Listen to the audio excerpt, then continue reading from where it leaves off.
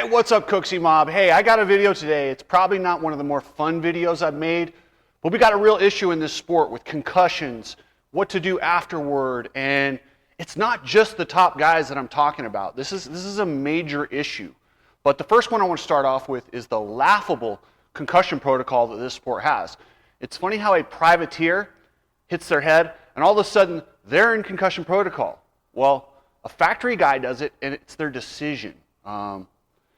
Really ridiculous. And to top it off, so these riders are getting hurt. These guys hovering around that 40th mark, getting into the night show. And what they're doing is, if they do get hurt, they just fake it because they want to get their start money. So they'll go line up, do a lap, and pull off. Watch, guys. Almost every race, there's somebody who has to do this. It's a simple fix. So easy. Just pay the guys the start money. If you qualify in, you get your start money. If you're in as an alternate, you get your start money. But it goes to show just how cheap ass these promoters are. They don't want to pay the extra $2,000 for these guys to make sure you have a full gate of healthy riders. Outdoor Nationals does the same thing. So if I race the first moto and I can't line up for the second moto, I only get paid for the first moto. Well, that's strange. And then they bring in the alternate and he pays, but so now you got me, I'm going to have to go out there and I'm going to try and give it a go, knowing full well I can't do the second moto just to get my start money? Come on, guys. Stop with that. Stop with that. That's ridiculous. Pay them their money if they qualify. That's it. If you make the top 40, you're in. If you're a fill-in, you're in. So it costs the promoter a little bit extra money to have a full and healthy field. This just gives you an idea of how little they give a. They drop this much money on the way to the race. Like, I mean, they find this in their couch cushions. It's ridiculous. So anyway, guys, hey, I want to thank EBC Brakes. EBC Brakes has been on board with me for a long time. They kick ass. They've got rotors, brake pads, clutches. They've got a big distribution center here in Las Vegas. This is a badass company. Support them, and yeah, let them know you're part of the mob. Go follow them on Instagram. Complete Racing Solutions. You guys know Coach Rob. Coach Rob is the mad scientist of fitness. And actually, I'm going to talk a little bit about concussions in this. And he actually has some really good post-concussion supplement regimens. So hit him up. He's got programs that start at $22 and go up from there. But yeah, Coach knows a lot about a lot. And when it comes to fitness, he knows damn near everything. Like, I don't know anyone who knows more, and he's got the degrees to back it up. Unlike some of these guys who just, take like a weekend class and all of a sudden they're experts. Anyway, and I'm also in the Epic Garage Design Studio. If you're in Las Vegas, swing by the Epic Garage Studio. We can do floors, we can ship floors, we can drop ship floors, slat wall and anything, anywhere you want around the country. You need it, we'll drop ship it to you. You're good to go. They're not the easiest install in the world, but we can walk you through it. And if you order online, there's online deals. If we don't have to install it, you get extra pricing. So anyway, guys, without further ado. You need people like me so you can point your fucking fingers and say, that's the bad guy. All right, I want to address the Josh Demuth passing. It's horrific. It's sad. I did a tribute video. Let me reiterate. I don't know why he passed away. I don't know what happened. There was a little bit of speculation in my tribute video based off of not announcing it. I don't know if there was any depression. I don't know if there was any drugs. I don't have a clue if he wrecked a bike, a car. I don't know. But what I was doing in that video is just kind of saying there's other riders. Sometimes when they don't say, that stuff's involved. Am I implying that Josh Demuth had any of those demons? No. I don't know Josh, and I would never want to put that out there that he did that, because that's not true. I don't know. I don't know. I do know, however, that racing does leave a giant gap in someone's life when it's over. I talked to my friend Mike Bias about this quite a bit. Mike Bias, if you remember him, there's a video out called Moto Rock. He was one of the original arena cross stars, where Davey Coombs Jr., who's doing the stuff now, his dad was an amazing promoter. His dad was a stand-up guy. I wish that Davey Coombs Jr. had a little more Davey Coombs Sr. in him. He took good care of these guys. They did it through the U.S. Hot Rod Association. Mike Bias was the star. Mike Bias was one bad dude. They called him MFB, Mike effing Bias. He was that badass. But I've talked to him. I did an interview with him, did a podcast with him. Great guy, but he's also struggled between the concussions, and then there's this huge gap.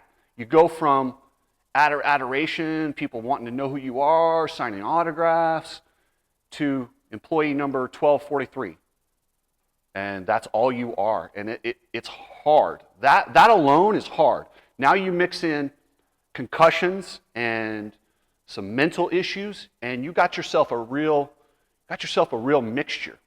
Let me just share with you guys, there's a plethora of racers who never made it, that we've never heard of, who have the same issue. You don't have to be Ryan Dungey, Ryan Villapoto, Josh Deem. You don't have to be one of these guys to have these kinds of issues. And it's something that I've addressed. It's something that I don't think we talk about enough, is filling the gap and going from this competitive, we're all type A people, and we have this competitive urge to compete.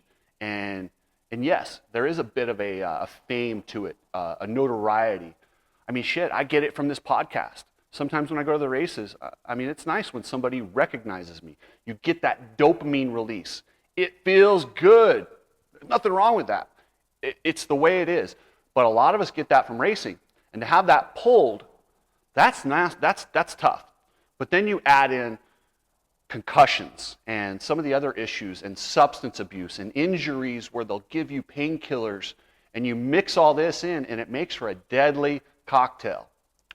I've lost, let me just name some of my past friends who I raced with who have either died from suicide, alcoholism, or a drug addiction.